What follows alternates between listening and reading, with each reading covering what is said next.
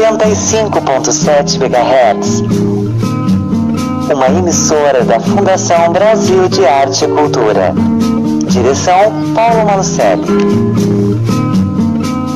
As opiniões e comentários do programa a seguir são de inteira responsabilidade de seus emissores, idealizadores e entrevistados, e não representam necessariamente as opiniões da Fundação Brasil de Arte e Cultura. Terceira Via. Apoio. Instituto Positivo, SPVS, Instituto Legado e Hospital Pequeno Príncipe. Terceira Via, um caminho de justiça e cidadania. Pare, preste atenção, na nossa casa ninguém mete a mão. Pare, preste atenção, na nossa casa ninguém mete a mão. Bom dia, tudo bem? Bom dia, bem-vindo ao programa Terceira Via, um programa do Observatório de Justiça e Conservação. Nesta quinta-feira, véspera de feriado, todo mundo já naquele ritmo de feriado, né? Semana curta, todo mundo já pensando no que vai fazer nesse feriado, se vai pra praia, se fica por aqui. Qual é a sua programação, hein? Tá esperando a gente dizer como é que vai ser a temperatura aqui, o clima, tempo? Tá bom, mas a gente não se responsabiliza, tá? Né, Vivian? Bom dia. Bom dia, Márcia. Bom dia a todos. Pois é, por enquanto tá um friozinho, né? Friozinho, tá todo mundo de jaqueta. E olha que aqui o estúdio é quentinho, mas por enquanto tá frio. Pois é, de acordo com o CIMEPAR, nesse momento faz 5,5 graus em Curitiba. Nossa, e a sensação térmica é de 5 graus. Mas eu achei um pouquinho mais gelado do que ontem. É, tá sim, hoje tá mais frio que ontem, eu também achei. É, ainda assim, a previsão é de que as coisas vão melhorar. Oba! Na parte da tarde deve chegar a 21 graus hoje e a possibilidade de chuva é de 5% apenas. Ah, então hoje... Ontem o pessoal estava postando bem na cara de Curitiba mesmo, né? Choveu. Começou com neblina, com frio, depois fez um sol, todo mundo passou um calor, depois choveu de novo, depois abriu arco-íris. Curitiba é uma coisa deliciosa, fantástica. Eu adoro. Esperar. É sempre uma surpresa, né? Uma caixinha de surpresas. Mas a princípio, para quem quer viajar, quem quer ir para a praia, o final de semana tá tranquilo, Vivian? A princípio tá tranquilo. Aqui para Curitiba, a previsão é de que o tempo melhore, assim. As mínimas vão subir um pouquinho, então a gente tem na sexta-feira ainda vai ser de 6 graus, mas vai a 22. Sábado e domingo já fica entre 10 e 12 graus e a máxima entre 23, 20. Então, assim, 23 por aqui, graus. Tá tranquilo, quem não for né? pra praia, sem chuva. Sem chuva, isso que é importante. E quem não for pra praia pode ir para as nossas praias aqui, né? Os parques que a gente tem aqui em Curitiba para aproveitar o final de semana e tomar um solzinho. Vitamina D é importante, gente. Aproveita que não é sempre. Na praia parece que vai ter mais um solzinho assim. Vai dar pra aproveitar e depois um pouco praia, melhor. praia, né? Até com chuva a gente arranja o que fazer. Bom, então boa viagem. Só não esquece de checar o carro, o pneu, né? E ir bem seguro, tá bom? Bom, então bom dia, obrigada, Vivian. Daqui a pouco ela volta com o giro de notícias. Hoje nós temos o Estamos de Olho com a Cláudia Guadanin. Depois a gente vai conversar sobre isso. Tem o Livre Jor também, estamos falando de eleições, né? É um momento. Então, bom dia para você que está comigo na 95 FM. Bom dia para você que está no Face, tudo bem? Bom dia, Will. E bom dia aos meus convidados que já estão aqui no estúdio. Deixa eu começar então com a moça, a Regiane Borsato. Bom dia, Regiane. Bom dia, Márcia, tudo bem? Muito obrigada por aceitar o convite e vir aqui conversar com a gente sobre sustentabilidade, empresas sustentáveis, gestão ambiental empresarial. Super importante. Obrigada. Obrigada a vocês pelo convite. É um prazer estar aqui com vocês hoje. Nós é que agradecemos. E a gente tem aqui também o Rodrigo Sega. Bom dia, Rodrigo. Tá vindo aqui, visitando Curitiba. Como é que tá achando a cidade nesse clima? Se bem que você é de São Paulo, né, Rodrigo? Bom dia, Márcia. Tudo bem? Bom dia aos ouvintes. Eu sou natural de Curitiba, então eu tô acostumado aí com a temperatura, mas moro em São Paulo já há uns 20 anos, né? Mas lá também é a terra da garoa, então também... Era muito próximo. Obrigado pelo convite. Nós é que agradecemos. Bom, deixa eu falar dos dois convidados então e avisar que você pode participar com a gente, viu, pelo Facebook. Entra lá no Facebook do programa Terceira Via, curte a página, pode deixar seu recado, pode mandar abraço pra gente, pode fazer sua pergunta e tem também o nosso WhatsApp, né, Vivian? Isso aí. Quem quiser participar pelo WhatsApp pode mandar uma mensagem no 41 99620 9870. Mas também tem a opção de participar pelo e-mail, né? Que é o programa terceiravia@justicaeco.com.br. Isso, participe com a gente aqui, tá? Bom, a Regiane é especialista em gestão ambiental empresarial e nas suas relações com o terceiro setor. Regiane é engenheira florestal e doutora em meio ambiente e desenvolvimento pela Universidade Federal do Paraná. Atua com sistemas de certificação, com foco em indicadores e métricas de gestão de recursos naturais, conservação e biodiversidade e serviços ecossistêmicos. Atualmente ela é coordenadora técnica do Instituto LIFE. E a gente já vai contar para vocês o que é o Instituto LIFE, tá bom? E o Rodrigo Sega é arquiteto, urbanista, consultor, gerente de projeto, professor de pós-graduação, palestrante voluntário, fundador e CEO da FIS e leciona em diversos programas de pós-graduação e MBA na FIA e Laureate International Universities nas áreas de empreendedorismo, inovação, projetos e sustentabilidade. Também desenvolveu carreira executiva em empresas multinacionais e nacionais, é formado em arquitetura e urbanismo pela PUC, com especialização em marketing pela FGV. Especialização em conforto ambiental e conservação de energia pela USP, MBA em administração de projetos pela FIA, na USP também, e é mestrando em gestão para competitividade e linha sustentabilidade pela FGV. Bom, e também é membro associado do Project Management Institute e ao Green Project Management. Bom, vamos lá então falar sobre empresas sustentáveis. Deixa eu começar com a Regiane, porque a gente falou que ela é aqui da LIFE e que é uma empresa que dá certificação. O que o Instituto faz, como é que ele trabalha e o que é essa certificação, Regiane? Então, Márcia, é um prazer estar aqui com vocês e poder falar um pouquinho sobre o nosso trabalho, né? O Instituto LIFE, na verdade, ele é um instituto normalizador, tá? Deixa eu explicar um pouquinho melhor para o nosso ouvinte qual que é a diferença, né? Porque você comentou sobre certificação. E nós acreditamos organismos certificadores que avaliam as empresas. O Instituto LIFE, na verdade, ele é responsável pelo desenvolvimento técnico de métricas, de normas, que as empresas podem voluntariamente adotar, né, para a medição dos seus impactos e para um engajamento mais efetivo na conservação da biodiversidade. Então, a gente, como Instituto Normalizador, nós coordenamos um comitê técnico com mais de 15 instituições, entre universidades, empresas e organizações da sociedade civil, que discutem sobre essas métricas, monitoram, calibram esses dados, né? E acreditamos organismos certificadores, um exemplo é o Instituto de Tecnologia e Certificação do Paraná, a TecPar, e esse organismo certificador é que vai fazer, então, a avaliação e auditoria das empresas. Ah, ok. E para fazer essa certificação, vocês fazem a orientação e assim, como é que é essa discussão de responsabilidade ambiental nas empresas? Vocês fazem todo esse trabalho também dentro da empresa e elas estão focadas já num âmbito maior, assim, ou ainda tem aquele foco mais de reduzir custos dentro de empresa, reduzir o impacto dentro da empresa com papel, com água, com um copinho descartável? Já ampliou-se esse debate? Então, Márcia, veja, na verdade esse é o grande desafio, né? E é por conta disso que o Instituto foi criado. Quando a gente fala em responsabilidade ambiental, social e sustentabilidade, a gente está assim, em meio a uma evolução muito grande desse conceito, né, desde as últimas décadas. Então, a gente começa com um processo que vem lá desde da nossa conscientização sobre os impactos no meio ambiente, né, que originam principalmente no período da industrialização, século XVIII. E a gente veio evoluindo, então, no conceito. Inicialmente existia uma ideia muito grande de podemos continuar desenvolvendo economicamente sem a ideia da limitação e finitude dos recursos naturais, né? E podemos preservar algumas áreas, mas não havia aquela noção das relações entre desenvolvimento econômico e conservação da biodiversidade e toda essa relação. E aí, desde a década de 80, 90, principalmente, né, no século passado, começou essa evolução, né, na cultura da empresa, mas ainda, como você falou, de uma forma muito incipiente, entendendo que a gente daria conta de lidar com a questão ambiental, digamos assim, da cerca da empresa para dentro, né? Então, eu não uso esse copo descartável, eu reduzo o meu lixo, então tá tudo ok e nós podemos continuar o nosso modelo de desenvolvimento sem causar dano nenhum ao planeta.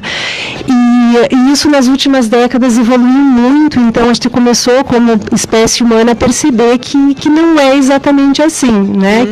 Que a nossa atitude não pode ser tão simplista, tão ingênua e às vezes até um pouco equivocada em relação ao que é de fato a nossa dependência do recurso natural. E aí começou uma discussão, né? É um termo hoje mais conhecido para as empresas, que é o capital natural, né? Então a empresa fala de capital social, capital humano, e hoje também entende a importância do capital natural, que vai falar justamente das relações de dependência que ela tem do ecossistema. Então o Instituto Life ele vem trazer justamente essa mudança na cultura empresarial para que as empresas deixem de entender a gestão ambiental só da cerca para dentro, mas comecem a entender que, inclusive, a sustentabilidade do negócio depende da conservação do que existe da cerca da empresa para fora, né? Dos mananciais de água e de todos os recursos da biodiversidade que mantenha a funcionalidade de todos os negócios. Então, nessa linha, Rodrigo, o que a gente considera uma empresa sustentável? Você pode olhar para ela, né, no âmbito geral e dizer, esta empresa eu considero sustentável. Vamos lá, uma empresa sustentável é aquela que tem na sua agenda uma preocupação social, ambiental, econômica, mas não de forma isolada, né, que é um pouquinho do histórico do que a Regiane estava nos trazendo. Na verdade, é uma visão integrada, como é que uma empresa atua em 2018, no século XXI, se relacionando com a sua própria missão, sendo transparente, com boas práticas e se relacionando com o ambiente que ela está inserida. Aí, nesse ambiente, nós estamos inserindo a sociedade como um todo, ambiente construído, as cidades e o ambiente natural, que é o capital natural, né? Nós vivemos num planeta finito, né? E as empresas precisam aumentar o seu faturamento, ou seja, como é que elas continuam crescendo, como é que elas geram prosperidade para o seu próprio negócio sem impactar o capital natural. Tá, a gente, nas nossas entrevistas aqui, a gente fala muito sobre essa preocupação que o próprio consumidor tem agora e até o funcionário de saber que a sua empresa ou que o produto que o consumidor consome é de uma empresa sustentável, que tem uma preocupação ecológica, e o próprio funcionário de saber que a sua empresa tem essa preocupação e enxergar isso de outra forma. Vocês percebem isso também, que essa preocupação com a sustentabilidade valoriza a empresa ou é o contrário, é um custo, é um problema para a empresa ter que manter esse equilíbrio? A gente percebe sim algumas mudanças de comportamento, né? Você mencionou um exemplo interessante que a gente não ouvia falar alguns anos atrás, que é a forma como que o colaborador se vê dentro da empresa e como que as novas gerações vêm selecionando, inclusive, as empresas nas quais desejam trabalhar em função do comportamento da empresa frente à sustentabilidade.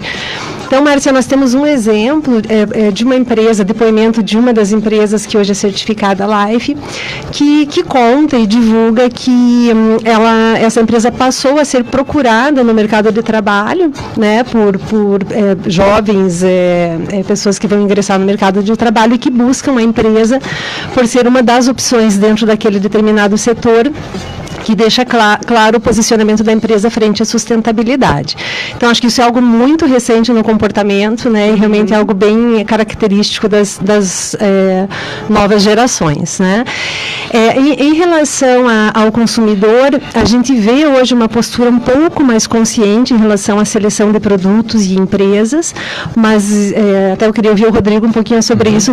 Na minha percepção, ainda temos muito a evoluir, né. Eu acho assim que o consumidor ainda seleciona os produtos por preço, né? Então, o grande desafio é oferecer tudo ao mesmo tempo para o consumidor, né? Como que você consegue oferecer produtos com alto comprometimento com a sustentabilidade a um baixo custo, que no final das contas é o que acaba sendo atrativo para o consumidor, né? Então, acho que é um pouquinho por aí. É um desafio. É o maior desafio. Vivemos uma sociedade extremamente agressiva, competitiva e etc. e tal, né? Inclusive, passamos por um momento de crise de valores, de ética e assim por diante. Quando essa crise passar, vai ficar os nossos valores, né? Então, somos uma sociedade em busca dos próprios valores. Estamos falando de ética, né? Então, assim, as pessoas podem ser colaboradores ou cidadão comum, está buscando um propósito, uma razão, um sentido, um norte, né, que oriente a sua conduta e assim por diante. Nessa sociedade que a gente está inserido, que é um pouquinho de revolução industrial e a era do conhecimento, a sustentabilidade veio para ser um referencial teórico importante para balizar os nossos comportamentos em relação a nós mesmos e em relação ao meio ambiente. Tá? Você está falando, foi importante falar disso, de divulgação. Como é que as empresas comunicam? Como é que é importante fazer isso, divulgar que ela faz um trabalho de sustentabilidade, que é uma empresa responsável nesse setor? E como fazer isso? Porque a gente aqui do lado da área de comunicação sabe que as más notícias, né, tem muito mais propaganda, divulga-se muito mais um problema que a empresa causou do que, na verdade, uma atitude correta, né, um trabalho desse tipo. Como é que as empresas fazem para divulgar isso? Então, existem várias metodologias, hoje vários relatórios unificados, que é um grande avanço, né? Então, hoje existem alguns relatórios, um exemplo de relatório de referência, o GRI, o Global Reporting Initiative, que são várias iniciativas internacionais muito interessantes que visam padronizar a linguagem de comunicação e sustentabilidade, né? Isso no âmbito global. E as empresas, então, selecionam, e existem várias iniciativas hoje, né? E o Life se insere nessa discussão, até porque a própria ferramenta já permite de forma automática que a empresa emita pelo menos 14 tipos diferentes de relatórios de desempenho ambiental, performance ambiental e comunicação do impacto negativo e da performance positiva para a conservação. E a gente vem conversando com várias empresas nesse sentido, até para melhorar esses relatórios, e existe um trabalho muito bacana hoje de engajamento e reconhecimento mútuo entre diferentes iniciativas, né? Acho que já estamos no momento em que se entende se ganha-ganha e que a gente deve migrar cada vez mais de um meio e modo de vida de competição para um modo de cooperação, né? Então, uma iniciativa reforça a outra, e a gente vem trabalhando nessa melhoria contínua da comunicação, que é fundamental para a empresa conseguir comunicar o que ela faz, né? Sim. E aí a gente temos vários depoimentos de empresas e isso é muito comum nesse mercado, né? Principalmente grandes investidores e fundos de investimento e bancos que fazem essa avaliação de risco hoje considerando esses critérios de sustentabilidade. Então, uma empresa que quer, né, valorizar os seus ativos, quer ser reconhecida, e ela precisa comunicar bem, e para quem trabalha na área de investimento é fundamental contar com esses indicadores para selecionar, né, selecionar o teu investimento de forma que você reduza também o teu risco, né, associado à imagem ou a futuros passivos ambientais que você pode estar assumindo através de uma negociação hoje, né, às vezes você assume um passivo desconhecido e acaba assumindo um risco muito grande para o teu negócio. Então, a ideia de por que ter uma empresa sustentável tem várias razões, né? Inclusive a financeira. Sim. Complementando, né, o GRI ele é um relatório que retrata as iniciativas na área de sustentabilidade. E aí há uma grande crítica a qualquer empresa de mercado quando ela excede na promoção das suas próprias iniciativas, que é o greenwashing, né, quando há um descolamento da iniciativa sustentável com as práticas de fato. Então, a comunicação é fundamental. Por que uma empresa vai ser sustentável hoje? Por um motivo bem simples. por uma questão competitiva. Ela vai melhorar a sua condição competitiva em relação ao mercado. Ela vai aumentar a sua perenidade no longo prazo. Ela vai mitigar riscos. Que a primeira iniciativa de qualquer empresa é mitigar os riscos, que pode ser um ordenamento fiscal, que pode penalizá-la, ou até mesmo a opinião pública. Daí é tão importante os relatórios, né? Porque se você demonstra que você tem transparência em relação às suas boas práticas internas, logo você vai ter um diálogo com a própria sociedade em relação à sua atuação em relação às pessoas, à diversidade das pessoas e à questão do meio ambiente. Mas esses relatórios, essas informações chegam ao consumidor final, ao público mesmo? Elas chegam, Márcia, quando essa comunicação ela é intermediada por institutos normalizadores e organismos certificadores. Essa é uma das formas, né? Porque esses relatórios mais complexos e indicadores, como a gente mencionou, relacionados à questão de investimentos, eles transitam no meio mais assim de bastidores de avaliação de negócios, tá? Agora, quando o consumidor chega no mercado, numa loja, ou acessa o site de uma empresa e vê um selo, né? Então, esse selo ainda é uma forma importante de comunicar. Então, você ter um sistema de certificação de credibilidade, né, por trás desse selo é fundamental, porque como né, todos sabem e já perceberam, isso é realmente muito forte desde a década de 90, houve uma grande proliferação de selos, né, mas ficaram realmente no mercado e se mantêm no mercado aqueles que atendem as regras nacionais e internacionais de acreditação e de normalização. Né?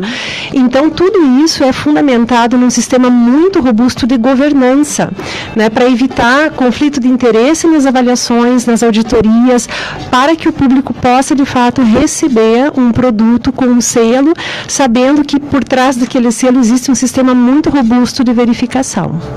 Isso é importante, porque é bem o que você falou, né? As pessoas estão tão pouco crédulas ultimamente, assim, tão desconfiadas, né? De como ter certeza de que aquele selo é realmente um selo que foi vistoriado por pessoas competentes, né? Idôneas. No final das contas, a gente fica sempre naquela dúvida, né? Da onde veio esse selo, quem é? Por isso que é importante a divulgação. Isso, e daí os casos que o Rodrigo bem lembrou do que a gente chama de greenwashing, né? Ou marketing verde, né? Que é quando a empresa, ela fala mais do que faz, né? Então, isso ainda é comum e por isso a importância de você contar com sistemas independentes de avaliação.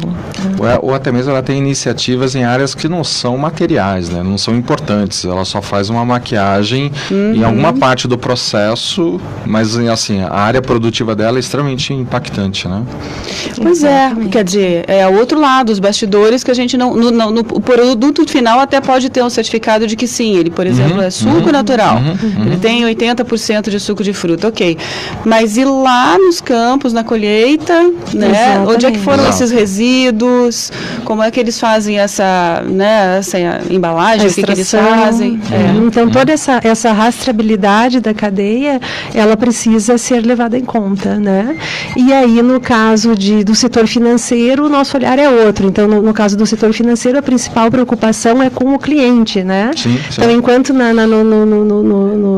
no setor de produção, acho que tem um olhar muito forte para que se olhe para a cadeia de fornecimento, né, desde a extração do recurso até a entrega do produto para o consumidor final.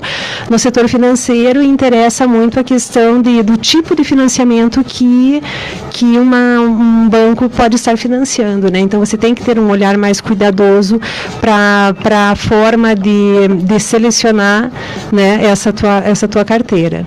Sim. Quando falamos em cadeia de valor, é importante destacar que não só o aspecto ambiental é importante, mas a questão de trabalho escravo, trabalho infantil, condições de trabalho, relações de trabalho, poder de negociação entre cliente e fornecedores, essa relação elas tem que estar equilibrada para ser sustentável. Isso é bem complicado, porque, como a Regiane falou, o consumidor ainda procura o mais barato. E procurar o mais barato, às vezes está ligado a esse trabalho escravo, às vezes está ligado, né? Como é que é essa produção, para ser tão barato assim? Como está se pagando e se mantendo essa mão de obra? É longe, né? Tem que ir muito longe. Sim, e é interessante, né, Márcia e Rodrigo, a gente pensando que quando o consumidor e nos colocando entre eles, né, quando a gente escolhe um produto mais barato, a gente faz uma análise, na verdade, muito equivocada, porque ele é mais barato hoje para mim, né? É mais barato para quem? É para mim e hoje, agora. A gente não tem como sociedade essa visão de longo prazo, né? E que o barato hoje sai caro amanhã. Porque Perfeito. quando a gente fala nas consequências das mudanças climáticas, né? E de desastres ambientais, e de toda a perda de ecossistemas que a gente vem sofrendo, nesse momento a gente não se vê, né? A gente não vê a relação entre a escolha daquele produto, a escolha daquela empresa, com tudo o que está acontecendo lá fora, né? E o grande desafio é levar essa visão econômica cada vez mais a internalizar esse tipo de custo e análise, né, em todas as decisões aí do mercado. E a gente está entrando um pouquinho sobre consumo consciente, né? Isso. Como é que eu, como cidadão, tenho de fato todas as informações para realizar a melhor compra na perspectiva de longo prazo, não aquela imediata individualista, mas pensar no coletivo, né? Exatamente, pensar no coletivo. Aí voltamos à história de como divulgar, como o consumidor sabe que aquela empresa é sustentável, né? Como é que essas informações chegam para a gente que é consumidor, no consumidor final.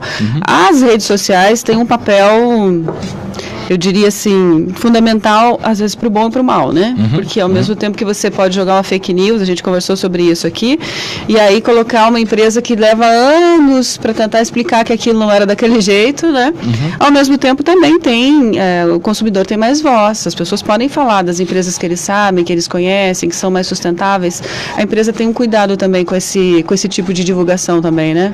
Sim, e é interessante que estão surgindo outros tipos de mercado para essas empresas que têm um diferencial na questão ambiental, socioambiental, que são plataformas, né, que vêm surgindo que divulgam essas empresas e você pode escolher produtos e projetos com base na comunicação de sustentabilidade. Então é mais uma forma de você usar a comunicação para colocar o teu produto numa plataforma que vai mencionar a sustentabilidade. E aí eu queria só aproveitar e fazer um esclarecimento que eu acho que é bem importante para o nosso ouvinte, né? Quando a gente fala em sustentabilidade, então a gente sempre gosta de reforçar que é um conceito polêmico, extremamente complexo, muito amplo, né?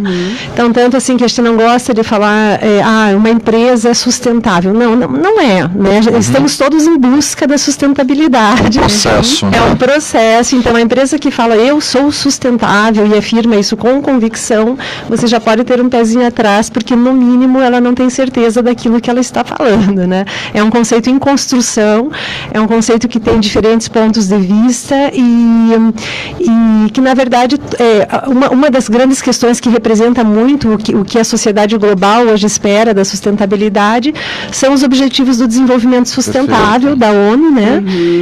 E que vai trazer, então, uma série de espectros, como o Rodrigo comentou, da área ambiental, social, inclusive a questão ética também, né?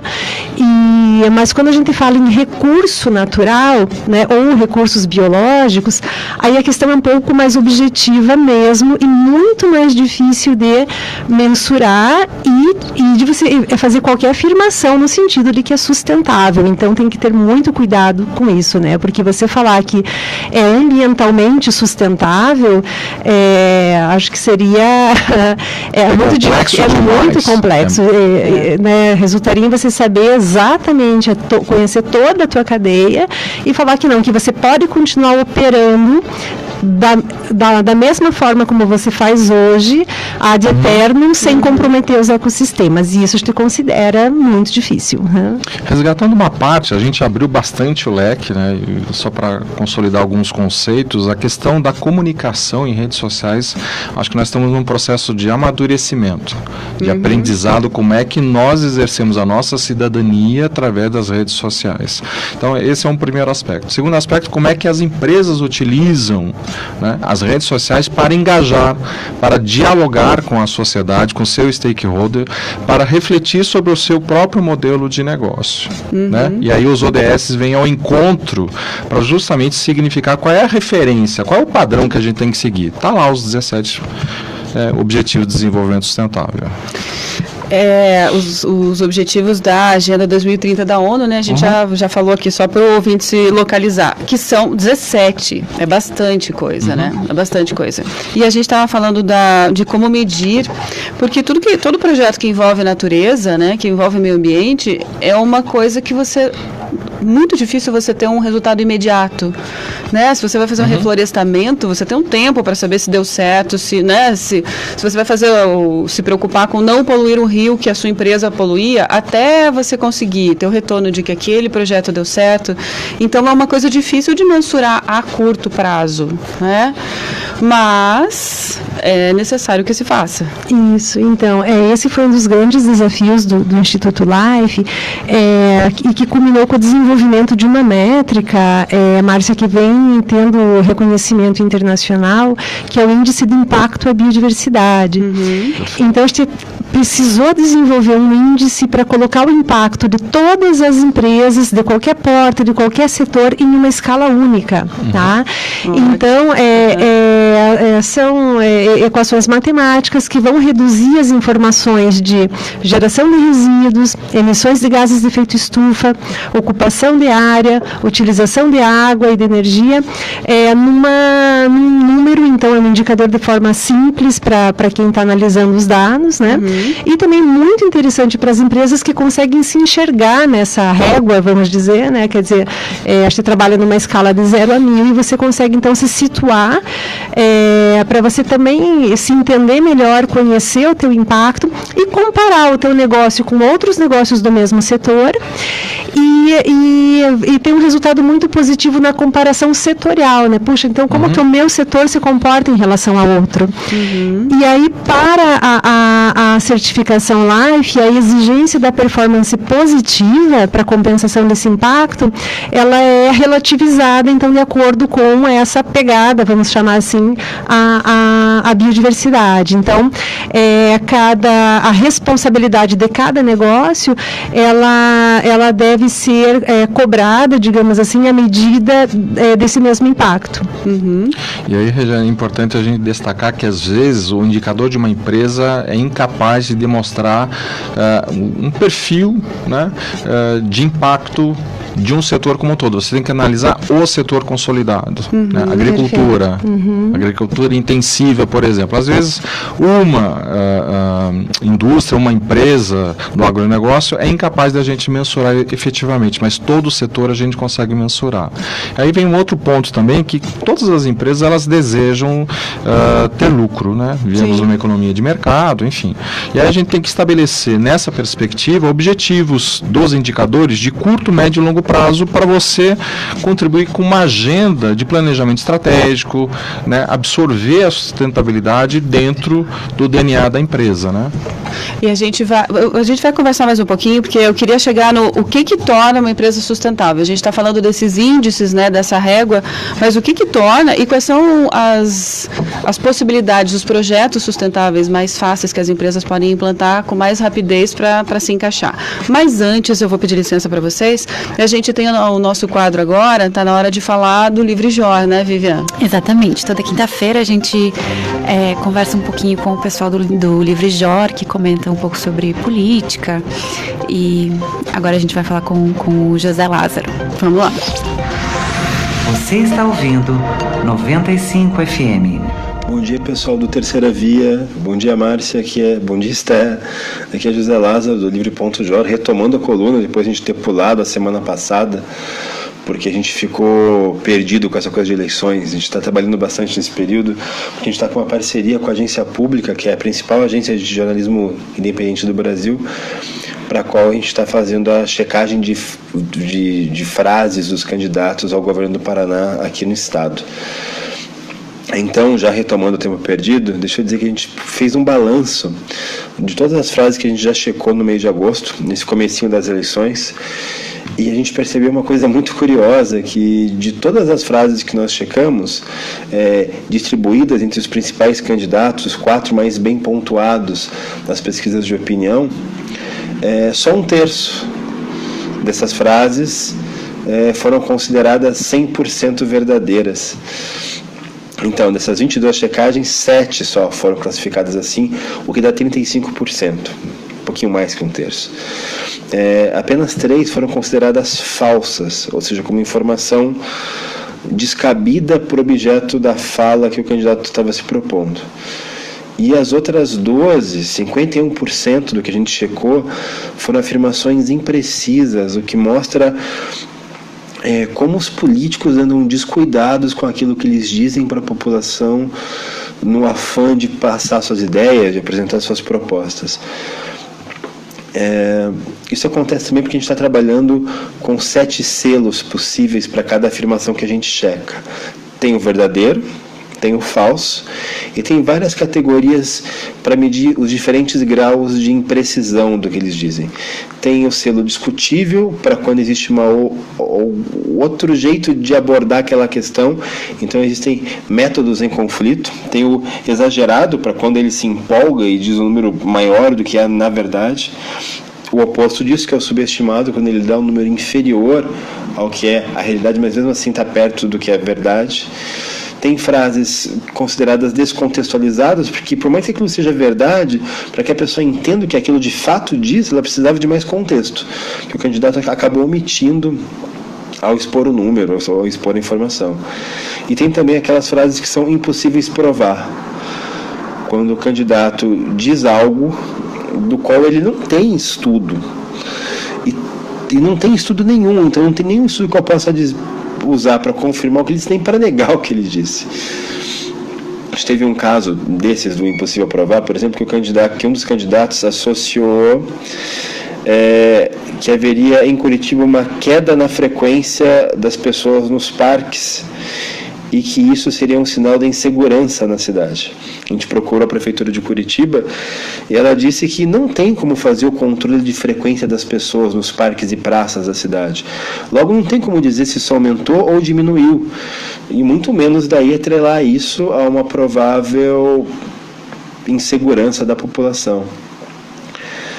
A gente teve bastante casos de exagerado, foram os principais. Um dos candidatos, eu não vou citar para a gente não incorrer aqui nessa questão de legislação eleitoral, mas para que o ouvinte entenda com o que ele está lidando quando ele ouve os candidatos falando com ele nos debates, no horário político eleitoral ou nessas manifestações de rua. Um deles, querendo afirmar que o Paraná tinha que apostar as suas fichas na produção de alimentos, no agronegócio, dobrou o número de pessoas que passam fome no mundo. Porque se muitas pessoas passam fome, mais demanda há por alimento. Essa é uma relação complicada de se fazer, e quando ele fez, ele usou praticamente o dobro do número real, que é de 875 milhões de pessoas, não 1,5 bilhão. Teve um outro caso de um candidato ao governo dizendo que a simples criação de uma divisão anticorrupção na Polícia Civil fez com que saltassem as denúncias de corrupção dentro do governo do Paraná. Bom, a gente confirmou que realmente há esse aumento no número de denúncias, mas ele começou antes, esse viés de alta nas queixas, ele começa antes da própria criação da divisão anticorrupção, então não é uma afirmação verdadeira, é uma afirmação exagerada. Um outro candidato, querendo defender melhoras no sistema de educação do Estado, disse que metade dos estudantes do Paraná abandonam o ensino médio, mas a evasão aferida pelo governo federal é de 11%. Bom, então esses são alguns dos exemplos do que a gente está checando. Vocês podem acompanhar em http://apublica.org/trucoparaná ou no site do livre.jo. A gente vai estar divulgando essas frases e as respectivas checagens de cada uma delas diariamente até o dia das eleições. Isso é uma coisa. A outra é um registro muito rapidinho de que, enquanto tudo isso acontece, a Assembleia do Paraná resolveu que vai gastar até R$20 mil com placas para homenagear a si mesma, para os deputados dessa legislatura grafarem seus nomes numa placa de mármore com letras de metal, para que possam assim entrar para a posteridade. É de se pensar, eleitor, o que você quer para a próxima legislatura. Se você quer uma legislatura que vai novamente daqui a 4 anos gastar no máximo R$20 mil, com uma placa de mármore e o nome dos deputados em ferro, porque essa seria a única forma de eles entrarem para a história, ou se você quer uma assembleia que não tome essa postura. Então, vocês podem avaliar aí no íntimo de vocês. E por último, o Livre.zero, eu queria agradecer muito a produção da Esther Atanásio nesses primeiros programas da gente aí no programa Terceira Via. Ela está indo para uma aventura maior, para um curso no exterior. Quando ela voltar, tomara a gente possa fazer mais coisas juntos. Bom dia, pessoal. Até mais. Terceira Via. Apresentação, Márcia Sickel. De volta com o programa Terceira Via. Obrigada, Zé Lázaro. Esther agradece também. Nós estamos aqui conversando sobre empresas sustentáveis. Deixa eu mandar um abraço para o pessoal que está no Face. O Edmilson Lopes. Bom dia, Márcia. Ligado na Terceira Via. Bom dia, Edmilson. Tudo bem? A Esther Rodrigues também está aqui com a gente. Deixa eu ver quem mais. A Marcinha Carli, beijo. O Marcelo Bosco. O Rony Silva. O Vinícius Nadal. O José Cícero. Bom dia para vocês. Obrigada pela companhia, gente. Bom, estamos conversando sobre aqui empresas sustentáveis, dentro daquela ideia de que é possível, né, não totalmente, mas podemos chegar lá. Então vamos falar de como tornar uma empresa sustentável, o que são projetos sustentáveis para uma empresa, só para a gente deixar assim com aquela esperança, né? Vamos encerrar a entrevista dizendo que é possível, gente. Legal. Então, Márcia, você está falando um pouquinho também sobre a metodologia do Instituto Life, né? E nesse sentido, a gente reforça muito a importância da empresa se engajar realmente com a conservação do capital natural, né? Então, ela entender que já que ela depende desses recursos externos da empresa, né? Fisicamente falando, que ela compreenda que esses recursos lá fora são finitos e que ela tem uma responsabilidade pela sua conservação, tá? Então, passa um pouquinho por aí, o que a gente chama de avaliação do impacto positivo, da performance ambiental da empresa, passa, sim, pela conservação mais efetiva dos recursos, tá? Certo. Bom, vamos lá. Ser sustentável hoje, ou buscar a sustentabilidade na medida que isso é um processo, né, é desafiador. Né? Então, as empresas, às vezes, elas não sabem nem sequer por onde começar. Né? E se é uma empresa nova, ela já cria um modelo de negócio pautado na sustentabilidade. Se é uma empresa existente, ela tem que mudar, né, o seu processo interno. Então, nós estamos falando de inovação, que é fazer mais e melhor com menos recursos, né? Então, assim, não há caminho para a sustentabilidade se você não tratar a inovação, né? Se você não propor uma nova agenda. Quando a gente fala de inovação, você está falando de agregar valor para a organização. Como é que a gente agrega valor, né? A operação do dia a dia mantém o valor. Né? O valor que a gente quer agregar vai ser construído através de projetos sustentáveis. Esses sim que vão ter na sua agenda, nos seus requisitos, as necessidades e expectativas das gerações futuras, por exemplo, em relação ao meio ambiente, em relação à diversidade humana e assim por diante. E esses projetos, só para finalizar, assim, é imprescindível que uma empresa seja sustentável hoje, a partir de agora, né? A gente está falando de uma natureza finita, né? De coisas que não são, se a gente não tomar cuidado, nós realmente não vamos ter daqui a muito pouco tempo. É até uma questão de sobrevivência agora, né? Perfeito, acho que um muito bom exemplo sobre isso né, pouco tempo atrás, a crise hídrica de São Paulo, que fez com que muitas empresas simplesmente fechassem as portas e buscassem um outro lugar, né? Mas até podemos fazer isso ainda hoje, até que esse outro lugar não exista mais, né? Pois é. Então, quer dizer, a gente não pode continuar achando que você, né, usa um recurso num lugar, depois se ele acaba, você muda. Imagine o custo para uma empresa de uma mudança dessas, né? Então, a gente está mudando um pouco, espero, né, esse conceito, e a ideia é essa, que as empresas entendam cada vez mais o seu impacto, as suas relações de dependência e de riscos, né? Então, quando a empresa ela conhece o impacto, e nesse sentido, eu acho que a gente está passando por uma mudança cultural e empresarial muito importante, porque acho que o Rodrigo vai lembrar, vocês vão lembrar todos, né? Que há até alguns anos, algumas décadas atrás, né, 2 décadas atrás, a tendência era esconder o impacto. Sim. Imagina que a gente ia imaginar na década de 70... Inclusive negá-lo, né? E negar, e que você teria hoje relatórios públicos, né? Então, eu acho que isso é uma mudança cultural muito importante. Então, hoje, a empresa que reconhece o impacto, mensura, monitora e comunica publicamente esse impacto, ela é muito bem vista, simplesmente pelo fato de reconhecer, porque não existe operação sem impacto, e está tudo bem, né? Isso a gente reconhece como sociedade, ninguém tem impacto zero, isso não existe, mas você reconhecer, medir, mensurar e se propor a melhorar, já é muito bem visto. Com certeza. Sei que a gente está com o tempo aí estourando, mas projetos sustentáveis são instrumentos para aplicar e melhor, né?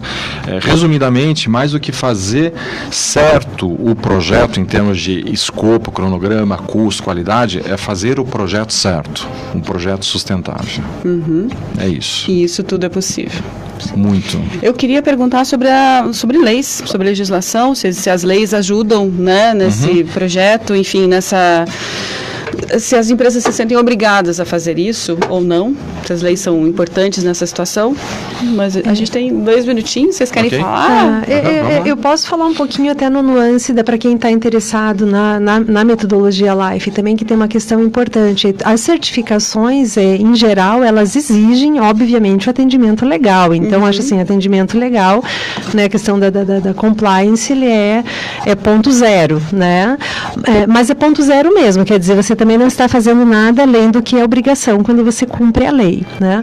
Então, quando a gente fala em performance ambiental positiva, dentro desse conceito da metodologia LIFE, a gente está falando, Márcia, de ações voluntárias, né? Então, é desejável, sim, que as empresas reconheçam o seu papel social, né? E assumam esse compromisso com a manutenção dos recursos de forma, inclusive, voluntária à legislação, né? E agora, é claro que quando a gente pensa em diferentes regiões, diferentes estados e principalmente diferentes países, então isso já gera uma diferenciação no compromisso, né? Sim. Porque aí você tem uma diferença de exigência legal muito grande ainda entre os países, mas o Brasil se classifica como um dos países onde você mais tem, né, exigências, tá? Não quer dizer que a fiscalização e o atendimento esteja caminhando na mesma medida, mas legislação existe. Não se falta. Ela é cumprida, e aí, é outro Regiane, o ordenamento legal ambiental brasileiro é extremamente contemporâneo e avançado. A sua aplicação que é ineficiente. Ainda não está funcionando. Exato. Mas chegaremos lá. Chegaremos lá, com certeza. Que bom. Bom, muito obrigada. Eu conversei aqui com a Regiane, do Instituto LIFE, né, Regiane Borsato, e com o Rodrigo Sega, do FINS. A gente falou sobre empresas sustentáveis. Muito obrigada. Foi mais uma aula. Gratidão. Prazer recebê-los. Gratidão. Obrigada pela oportunidade de estar aqui com vocês. Obrigado pelo convite. E daqui a pouquinho a gente volta. A gente vai falar daqui a pouquinho sobre uma plataforma digital, justamente, né, Vivian? E mensuração de impacto social. Justamente, para colar o assunto aqui, como é que a gente mensura isso. Mas antes, vamos ver uma música? Vamos de Gilberto Gil, Realce. Você está ouvindo o programa Terceira Via, um caminho de justiça e cidadania.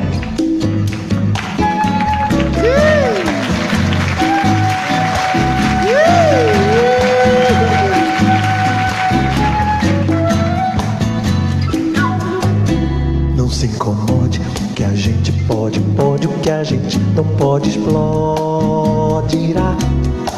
A força é bruta e a fonte da força é neutra, e de repente a gente poderá.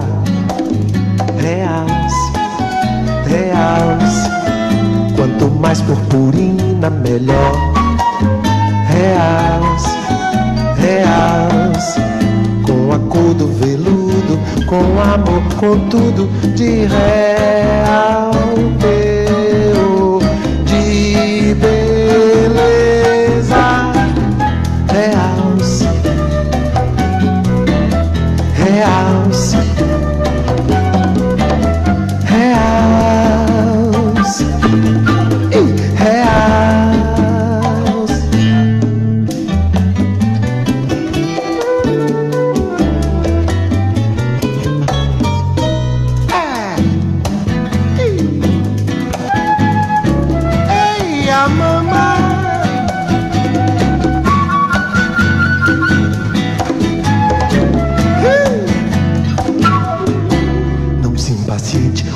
gente sente, ainda que não se tente afetar. O afeto é fogo e o modo do fogo é quente. De repente a gente queimará. Reals, quanto mais parafina melhor. Reals, com a cor do veludo, com amor, com tudo de real, teu, de beleza. Reals e reals, reals, reals.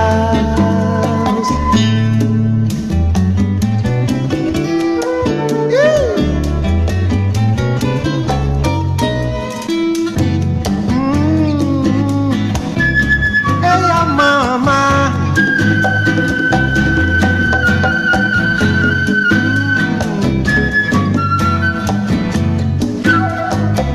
Não desespere quando a vida fere, nem o mágico interferirá. Se a vida fere como a sensação do brilho, de repente a gente brilhará. Reals, quanto mais serpentina melhor. Reals, com a cor do veludo, com amor, com tudo de real, teu, de beleza. Reals, reals, reals, reals,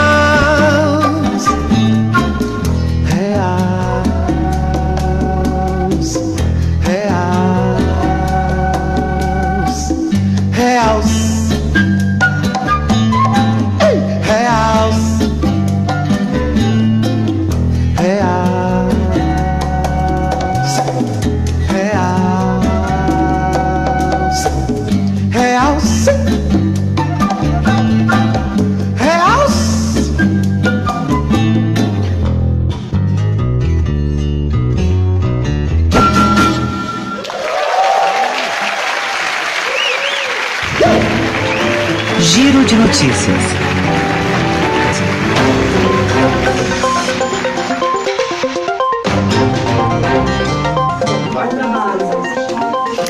A Ilha das Cobras, na Baía de Paranaguá, agora é um parque estadual, que será administrado pelo Instituto Ambiental do Paraná. O decreto que criou a unidade foi assinado na terça-feira, tornando a área um espaço para pesquisa e educação ambiental. O terreno de 52 hectares, que até 2011 era a casa de veraneio dos governadores paranaenses, é da União. A criação do Parque Estadual e a unidade de conservação recebeu aval federal. Além disso, foi renovada a cessão da ilha ao governo do Paraná.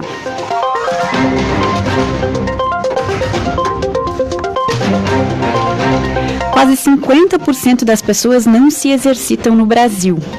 Um estudo publicado pela Organização Mundial da Saúde na revista The Lancet Global Health Journal apontou que 47% da população brasileira adulta não realiza atividades físicas suficientes. Os dados são de 2016.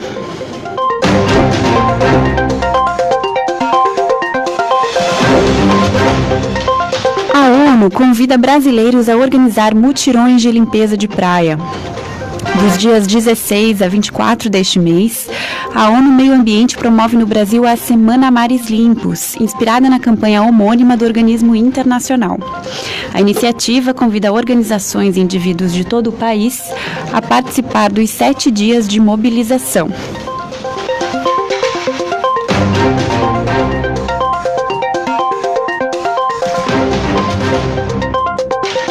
A Bienal de Quadrinhos acontece neste feriado em Curitiba. As histórias em quadrinhos vão tomar conta do feriado de 7 de setembro em Curitiba, no Museu Municipal de Arte, MUMA, no Portão. Essa é a 5ª edição da Bienal de Quadrinhos e vai contar com palestras, debates, feiras de histórias em quadrinhos, sessão de autógrafos, oficinas, shows musicais e exposições simultâneas. Todas as atividades serão gratuitas. Giro de notícias. Estamos de olho. Com Cláudia Guadagnin. Muito bem, voltando aqui com o programa Terceira Via, um programa do Observatório de Justiça e Conservação. E agora a gente vai falar com a Cláudia, no nosso quadro Estamos de Olho. Cláudia, bom dia. Sobre o que vamos falar hoje? Cláudia? Caiu a nossa ligação. Vamos lá de novo, então. Já a gente tem mais notícias para vocês. Daqui a pouquinho a gente vai conversar com a Paloma. Vamos falar sobre uma plataforma para identificar, para contabilizar, enfim, para você saber quais empresas são sustentáveis. A gente estava falando sobre isso agora há pouco aqui com a Regiane e com o Rodrigo. E a gente vai continuar nisso, porque, como nós falamos aqui, é importante que você tenha alguma forma de verificar qual é a empresa, de saber se ela é certificada ou não. Os consumidores estão mais exigentes, né, com os seus produtos e serviços, querendo que as empresas tenham esta, digamos assim, pegada, nessa preocupação ecológica. Então, já a gente conversa com a nossa nova entrevistada sobre isso. Enquanto isso, agora sim, a Cláudia já está no telefone, né? Bom dia, Cláudia, tudo bem? Bom dia, Márcia. Bom dia a todos. Tudo bom? Tudo bem. Sobre o que vamos falar hoje, Cláudia? Estamos de olho em quê? Márcia, hoje a gente passa aqui só para contar que o Observatório de Justiça e Conservação se tornou mais uma das instituições a apoiar a campanha Unidos contra a Corrupção. Foi uma campanha lançada em junho desse ano para exigir que os candidatos às eleições se comprometam publicamente contra a corrupção e, se eleitos, que eles levem os compromissos adiante no Congresso Nacional. Os candidatos interessados em apoiar o projeto precisam ter a ficha limpa e compromissos com a democracia e com os direitos fundamentais, segundo os coordenadores do projeto. Essa iniciativa foi criada por uma coalizão de organizações e movimentos da sociedade civil sem qualquer vínculo partidário, como a Transparência Internacional, Contas Abertas, o Instituto Cidade Democrática, o Instituto Etos, o Movimento de Combate à Corrupção Eleitoral e os Observatórios Sociais do Brasil. A seção do site unidoscontraacorrupção.org.br, as pessoas podem conferir em uma das abas todos os candidatos que têm passado limpo, que se comprometeram com a democracia, que disseram ser aderentes às medidas contra a corrupção também. Nessa aba também é possível pressionar os candidatos que ainda não se comprometeram. Essa ideia, Márcia, ela tem muita relação com o que nós acreditamos no Observatório, né? Com o nosso trabalho a gente busca estimular a transparência das ações e das inações do poder público no que se refere à conservação da natureza, e a gente também convida as pessoas para o questionamento, para a ação de forma unida e coletiva. No caso da conservação da biodiversidade, por exemplo, a gente sempre diz que essa tem que ser uma causa comum, né? Totalmente isenta de polarizações políticas ou de divisões partidárias. Então fica aqui o convite para que todas as pessoas acessem esse site, conheçam mais sobre essa ideia que o Observatório agora apoia, porque afinal, em época de eleições, a gente precisa buscar os candidatos mais comprometidos com a coletividade. E aliás, por fim, fica aqui também o nosso apelo para que as pessoas comecem desde já a avaliar os planos que os candidatos têm para políticas ambientais, né? Uma questão tão fundamental e necessária para a nossa sobrevivência na Terra. E a gente fez uma reflexão sobre isso, aliás, ontem no nosso Instagram, no nosso Facebook. Convidamos a todos também para visitarem esses canais e interagirem com a gente por lá.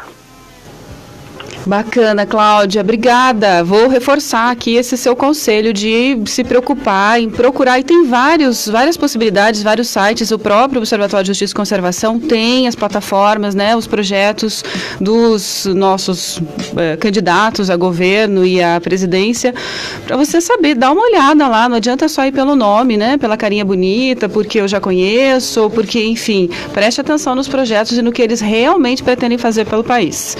Bem bacana esse trabalho do Observatório. Obrigada, Cláudia. Obrigada pelo espaço, tá? Bom trabalho para vocês. Muito obrigada para vocês também. Beijo. Tchau, tchau. Estamos de olho. Com Cláudia Guadagnin. Terceira Via. Apoio. Instituto Positivo, SPVS, Instituto Legado e Hospital Pequeno Príncipe. Então, a gente já falou que o Will tem o poder, né? A gente falando aqui, o que eu queria dizer é que, né, Vivian, é importantíssimo que a gente fique de olho mesmo, como o nosso quadro aí, estamos de olho no que os nossos candidatos propõem. Exatamente, muito mais do que as brigas, né? As discussões, são Deixa de as lado, propostas. o que eles estão falando um do outro não interessa, interessa o que eles falam para nós que vão fazer, né? E depois cobrar isso também. Exatamente. Falar é fácil. O Livre Jor acabou de dizer, de todas as frases que falaram, se você pincelar ali o que é verdade mesmo, o que é real. Agora veja, o Observatório de Justiça está fazendo esse trabalho, o Livre Jor faz esse trabalho, tem bastante informações de pessoas sérias, né? Que podem te passar informações sérias, enfim, balizadas para você não cair em roubada, né? Então tá bom. E aqui do meu lado, por falar em, né, plataformas e informações sérias, eu estou com a Paloma Lecheta. Bom dia, tudo bem, Paloma? Bom dia a todo mundo. A Paloma, ela é fundadora do peacelabs.com. É uma plataforma digital que ajuda empresas a saber quanto, onde e como investir em projetos sociais, é isso? É isso mesmo, a gente ajuda a filantropia, né, mais estratégica, então as empresas a pararem só de fazer ações pontuais no Natal, na Páscoa e repensar esse recurso de responsabilidade social corporativa. E isso é super importante, porque pelo que a gente tem ouvido aqui nas nossas entrevistas, muita gente diz que as pessoas querem ajudar, né? A gente percebe isso quando alguém se mobiliza, tem uma ideia, lança no Facebook e aí um monte de gente quer ajudar e abraça aquela causa. Então, você sente isso também, que às vezes as pessoas querem e as empresas querem colaborar, mas elas não sabem aonde? A gente está criando ainda no Brasil uma cultura de doação, né? Muito mais forte lá nos Estados Unidos e em outros países. Aqui no Brasil, devido a vários incidentes no histórico mesmo, né, da área de filantropia do Brasil, as pessoas têm essa desconfiança. Então, falta muito criar essa cultura da doação e fortalecer esses laços de confiança entre os doadores ou, né, investidores. A gente gosta muito de chamar eles de investidores sociais, porque é um investimento que tem um retorno, não necessariamente financeiro, mas ele tem um retorno social, um impacto ambiental.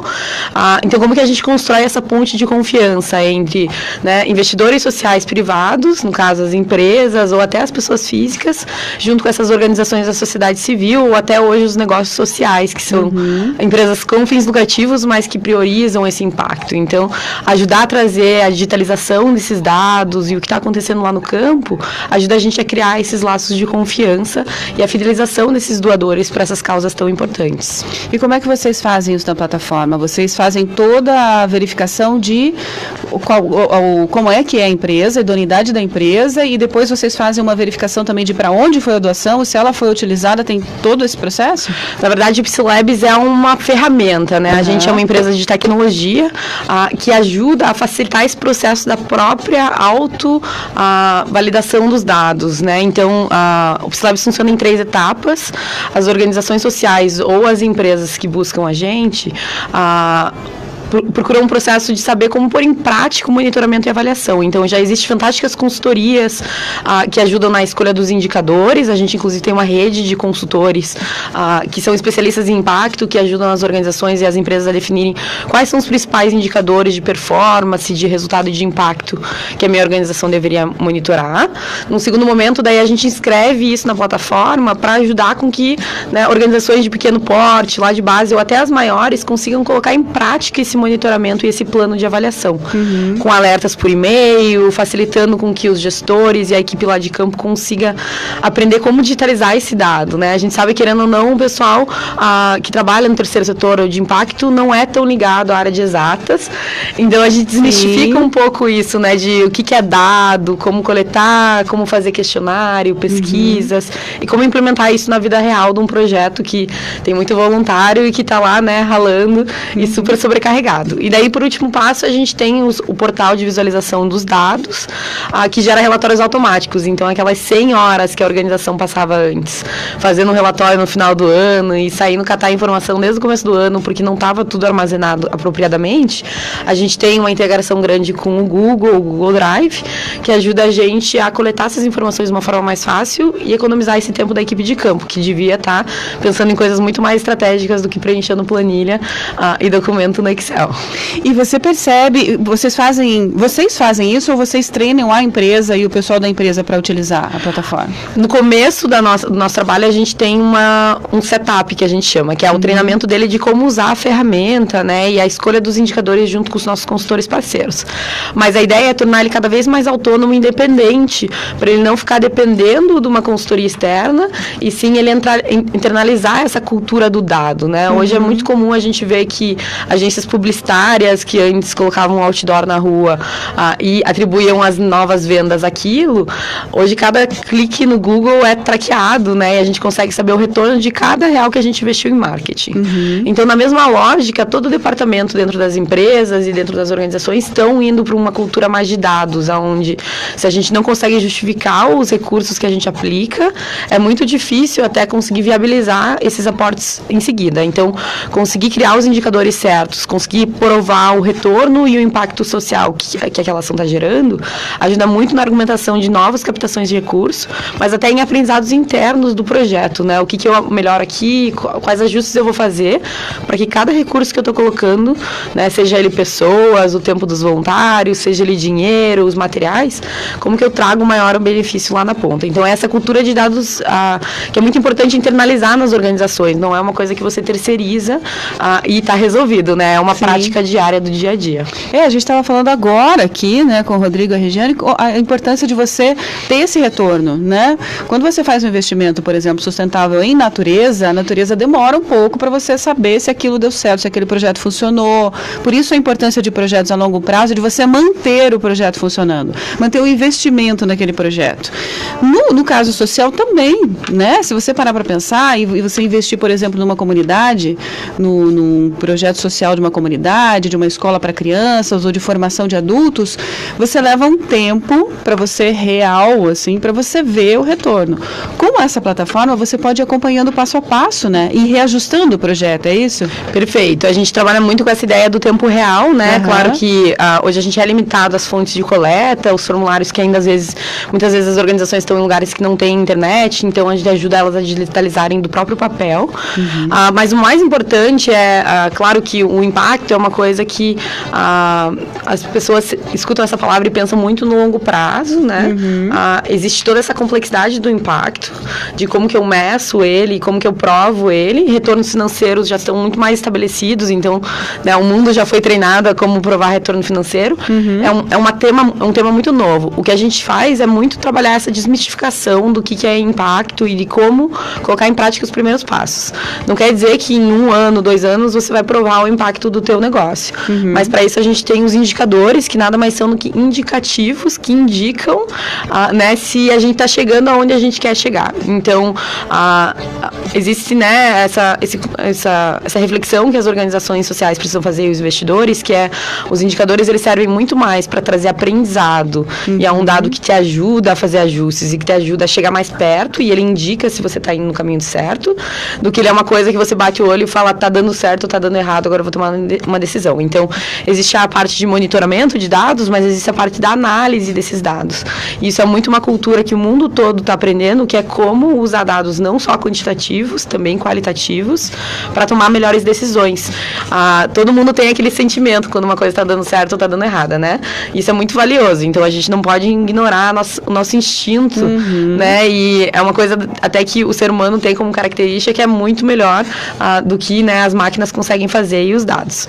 Mas se a gente consegue unir a inteligência de dados junto com né, com o teu feeling, que a gente chama em inglês, como que você vai alavancar ainda mais isso, né? Essas hipóteses que estão na tua cabeça, será que eu mudo a minha faixa etária de atuação? Será que a gente vai expandir mais para a região sul do Brasil ou para o norte?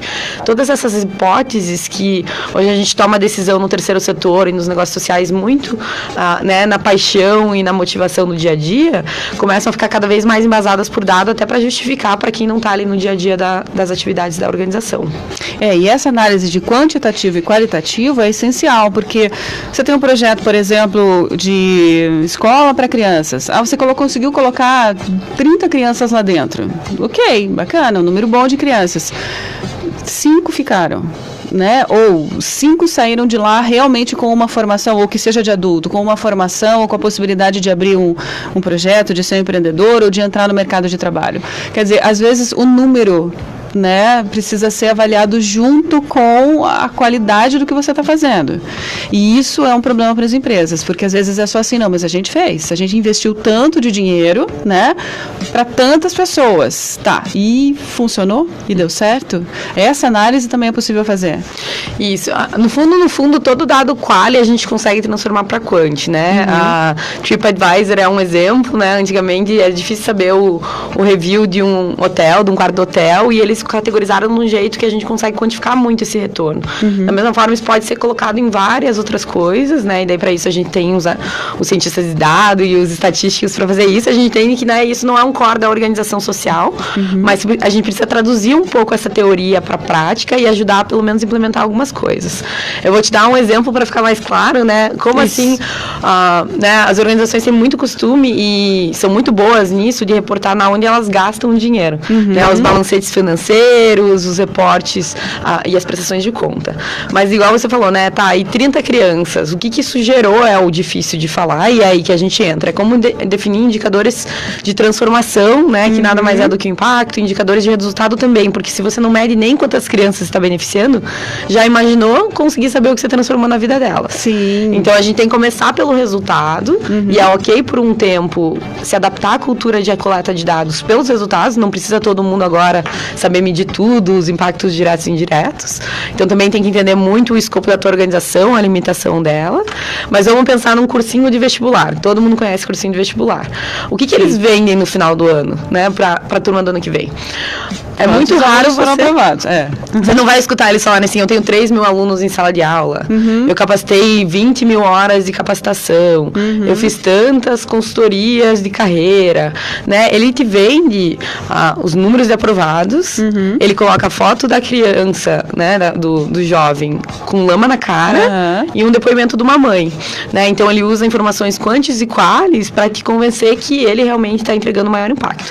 Não que isso é a melhor estratégia de monitoramento e avaliação, mas é um exemplo do quanto é importante você mostrar não só os resultados, é importante sim olhar os resultados e não tem que começar por ali, mas o quanto ir além vai te ajudar muito também na argumentação de captação de recursos, no caso das organizações sociais, ou até de captação de recursos no caso dos negócios sociais, porque hoje cada vez mais investidores tradicionais estão migrando para investimentos de impacto, e a grande diferença aí é que o investidor não só mais quer ver um retorno financeiro, ele investe numa empresa querendo saber, e aí, qual que é o teu impacto social? Sim. Eu invisto em você se você tiver um impacto social. E se a tua organização não está preparada a gerar esses indicadores de performance além do financeiro, do social, do ambiental, você vai deixar de ter acesso a esse pool de capital novo que está surgindo, né?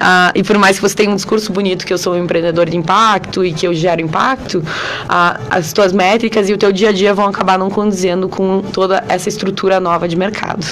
Só para voltar ao exemplo aí do cursinho, é também uma propaganda enganosa, né? Porque veja, se você tem, nós aprovamos 30 alunos, ok, mas se você tem 3 mil alunos, 30 alunos, né? É diferente de quem aprovou 30 alunos e tinha 40. Então, tem essa manipulação de dados também acontece na área social? A gente gosta muito de, até, né, o Psylabs tem se posicionado muito como criador de conteúdo e educacional mesmo para as organizações sociais. A gente faz um webinar mensalmente para trazer essas reflexões. Todo mundo está discutindo isso. Então é muito no que eu falei um pouquinho antes, né? A interpretação desse dado vai vir muito de quem escuta, lê. Então você como organização vai ter que munir de informações para a interpretação ser mais direta. A maioria dos nossos clientes, quando eles chegam, eles têm muito medo do dado ruim. Né? Ai, meu Deus, eu capacitei 3 mil pessoas e só 3 delas passaram, né? Que taxa é essa? E como que eu apresento essa informação? Muitas vezes tem que estar muito alinhado com os objetivos do teu projeto. Nem sempre o teu projeto vai ser que eles passem no vestibular. Às vezes o teu projeto é muito mais focado no despertar desse jovem, no empoderamento que, né, o pessoal geralmente coloca nos projetos, na transformação dele no convívio da família. Então, não necessariamente um dado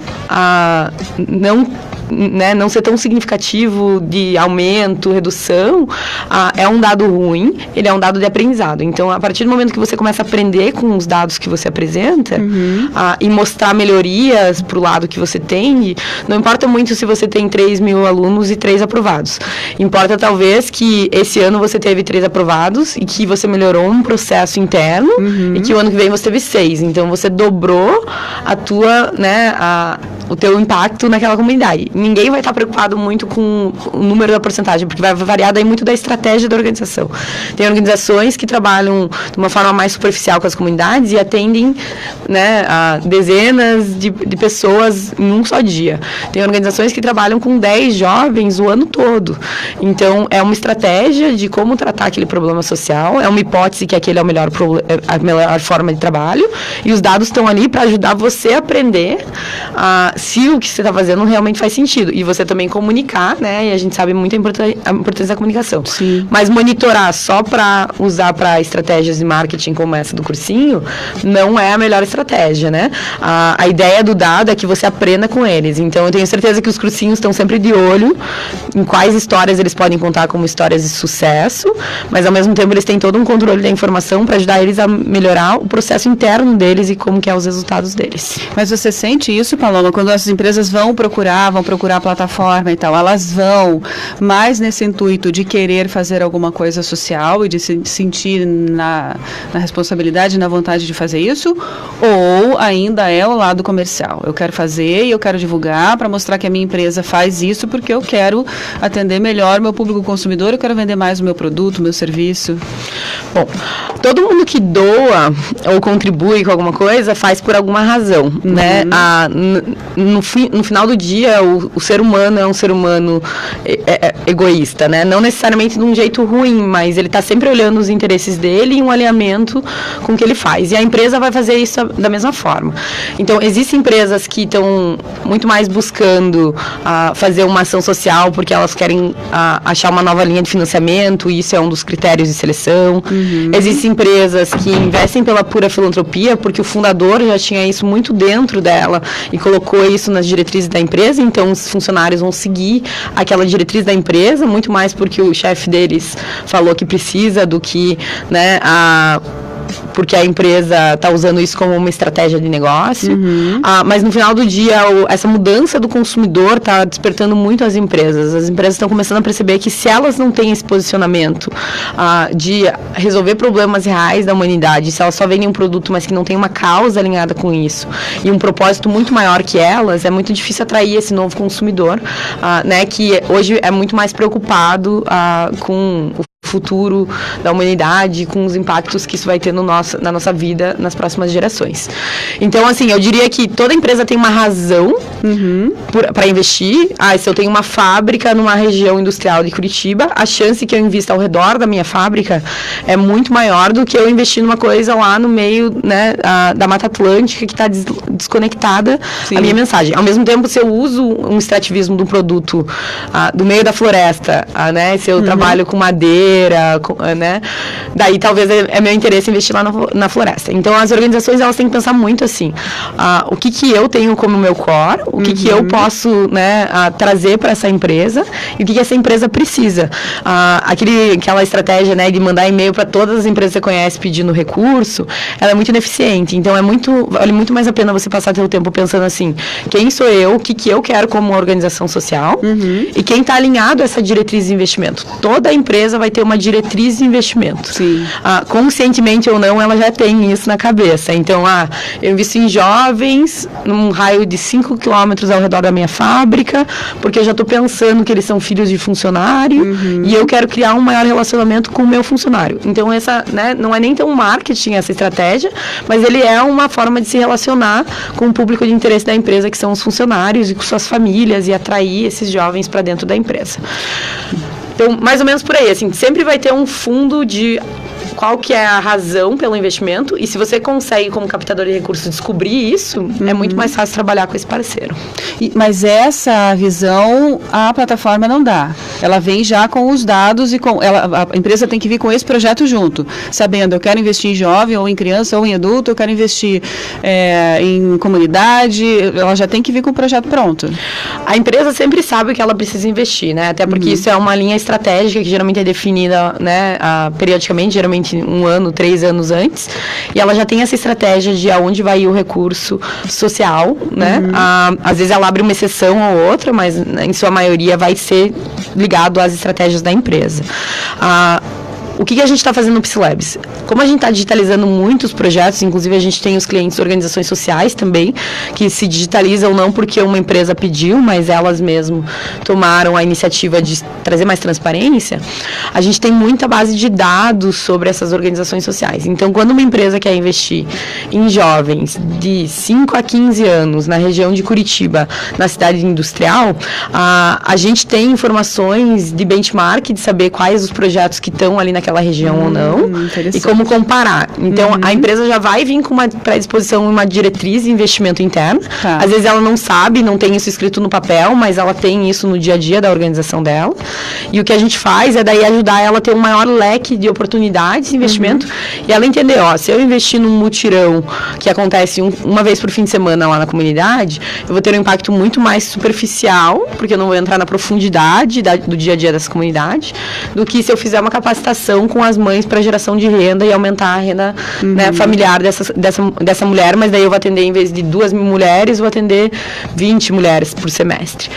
Isso é uma decisão, né, não tem melhor ou pior impacto. Sim. A gente trabalha muito com a ideia, né, que você tem que abraçar teu impacto. Todo mundo gera impacto, agora se você sabe dele ou não, que é a pergunta, né? Então, nesse caso, essa empresa que tem uma verba disponível para investir, ela vai ter que tomar uma escolha. Invisto no mutirão com algumas mil mulheres, ou invisto em um número menor de mulheres, mas eu tenho uma transformação mais profunda lá na ponta. Mas essa assessoria vocês dão, ou vocês passam só os números e a empresa decide? Hoje a gente dá, né? Nos clientes maiores e corporates, a gente acaba intermediando muito isso, até pela maturidade do próprio mercado em analisar os dados e tomar melhores decisões. Então, a gente tem daí um time de especialistas de impacto, né? Que a gente inclusive está indo para os Estados Unidos agora esse mês, e mês que vem a gente vai estar participando de uma conferência mundial lá com 3.000 avaliadores para discutir isso, porque é uma coisa que nem os avaliadores descobriram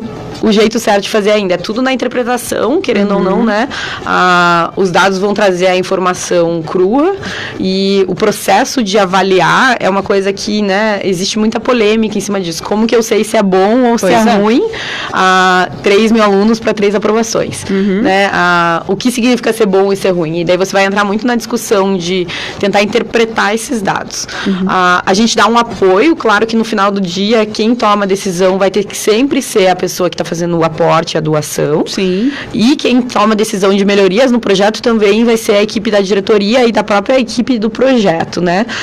Então, o que a gente vai fazer é muito guiar eles a entender melhor como analisar dados, que tipo de dados eu consigo cruzar, manipular, para entender melhor. Os dados trazem muito, tanto o dado quantitativo quanto o dado qualitativo, eles são muito, né, a investigação. Então, assim, caiu a frequência na sala de aula do sábado. É bom ou é ruim? O dado não me traz o bom e ruim, ele me traz uma informação que caiu a frequência. Vai ser muito daí da equipe do projeto, do financiador, tentar interpretar o que fez o dado, a frequência cair. Teve alguma outra influência? Vamos coletar mais informações sobre. Então, você não pode se precipitar, olhar um dado e tomar uma decisão, né? É muito mais assim, subiu uma bandeira vermelha, vamos investigar mais, né? E daí você vai tentar investigar mais. No caso de um doador que não quer passar muito tempo nessa área, ele acaba terceirizando isso para a própria organização entregar já a informação mais mastigada. Mas a gente vê cada vez mais empresas querendo se envolver no processo de avaliação avaliação de projetos, até porque elas têm metas, né? Quando a gente pensa na empresa, a gente vê só o recurso financeiro, mas ela tem metas e agenda diária dela que ela tem que bater, e você ajudar ela a ter esses dados, ajudar ela a reportar para a diretoria dela e conseguir mais recursos para o social ano que vem. Então, né, a organização trabalhar junto com as empresas, reportando esses dados válidos e, né, poderosos, ajuda o próprio diretor de responsabilidade social ou do instituto corporativo a vender essa mensagem interna lá na corporação e mostrar para as pessoas o quão importante é a área de responsabilidade social. E que aqui, né, não é mais aquela, né, concepção que as pessoas têm, é a parte boa da empresa, né, que gostoso que deve ser trabalhar no instituto e não tem que pensar em indicadores de performance da produção ou da área de marketing.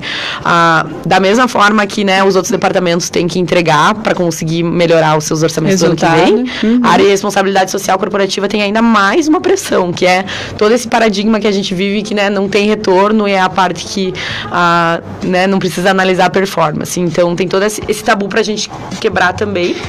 É porque mudou essa ideia, né? Antes a ideia era filantropia, então você dava o valor, dava dinheiro, escolhia a instituição, dava lá aquele valor e acabou, né? Não tinha aquele retorno. Hoje o termo é investimento social, porque é um investimento mesmo. Procura-se o retorno, até porque você falou, para que ele continue sendo investido, né? Você tem que trazer um retorno para a tua empresa, para a tua diretoria, para ela dizer, deu certo. Olha aqui os números, né? A gente impactou na vida de tantas pessoas, nessa comunidade, para continuar perpetuando, enfim, o projeto. E a gente vê muito, hoje a gente está com quase 200 projetos digitalizados já na plataforma, inclusive quem quiser entrar lá, né, no psilabs.co, você consegue ver muitos desses projetos listados, e a gente vê muito o dado está disponível, transparente, ajuda organizações a se compararem também. Então, às vezes a minha organização não sabe direito, será que a minha conversão de, né, aprovados está boa?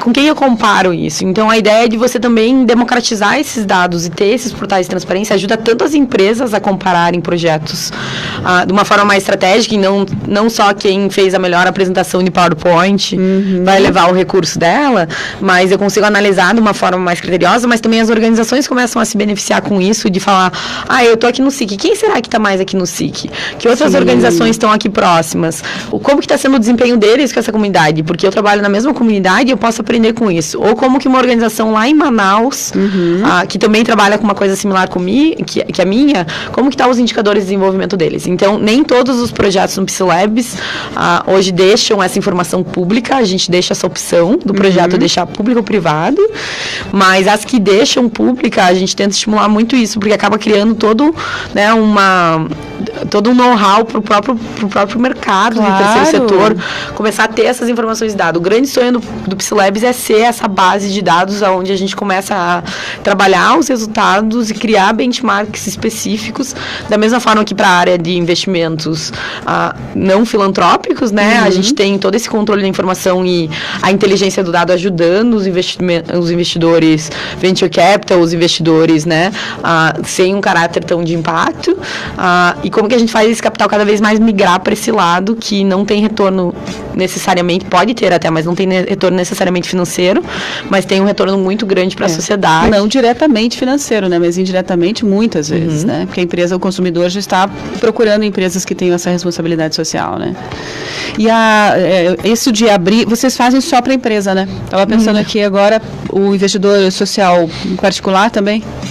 Hoje a gente tem dois tipos de cliente. A gente tem os clientes que são doadores, né? Geralmente são doações de maior porte, porque até tem um custo de fazer esse monitoramento e avaliação. Então, se você está contribuindo com R$100 para um projeto, é muito difícil você conseguir, né, ter esse tipo de controle em cima do teu recurso, a não ser quando a gente faz os pools de várias pessoas doando ao mesmo tempo, os famosos crowdfundings.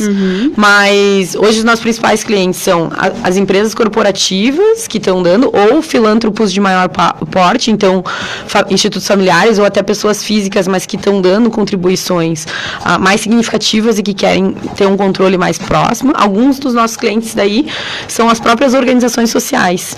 Então a gente criou um pacote acessível para que qualquer organização social que tem um orçamento de a partir de 200, 300 mil reais ano já consegue diluir isso nos custos internos dela, né, para não pesar no bolso da organização. A ideia é, né, que seja adequado para ela fazer a contratação no sistema, e essas organizações se monitoram para melhoria dela própria e para mostrar para os investidores dela, mas não necessariamente numa forma de o investidor contratou e pediu para você usar a ferramenta, e sim, esse doador, investidor social privado, ele não obriga você a usar, você usa porque você acredita que é importante trabalhar com seus dados. Então, hoje a gente está com 30 organizações da sociedade civil que, por vontade própria, fizeram a contratação do sistema. É uma coisa nova para a gente. Até dezembro do ano passado, a gente só trabalhava exclusivamente com as empresas que faziam a doação, mas a gente viu essa dor das organizações sociais. Então, se a gente acredita que a gente pode ajudar essas duas pontas, é um orgulho para a gente hoje dizer que a gente tem essas 30 organizações sociais que estão cada vez mais, né, se profissionalizando e melhorando as suas atividades, usando o dado, tanto para melhorar a captação, quanto para, né, melhorar as coisas lá no dia a dia na ponta e aprender com seus dados. Bacana, Paloma, eu preciso encerrar, que a gente está no final da entrevista. Eu falei aqui com a Paloma Lecheta. Entra lá no peacelabs.co, que você vai conhecer a plataforma digital que a gente conversou. Muito obrigada pela entrevista. Obrigada a você. Beijo para você que ficou comigo pela 95. Beijo, pessoal do Facebook. Estamos encerrando o programa. Amanhã tem programa, tá? Espero você. Beijo, tchau. Você ouviu e participou do programa Terceira Via, uma iniciativa do Observatório de Justiça e Conservação em parceria com o Hospital Pequeno Príncipe, Instituto Positivo e SPVS. 95.7 MHz. Uma emissora da Fundação Brasil de Arte e Cultura. Direção Paulo Malucelli.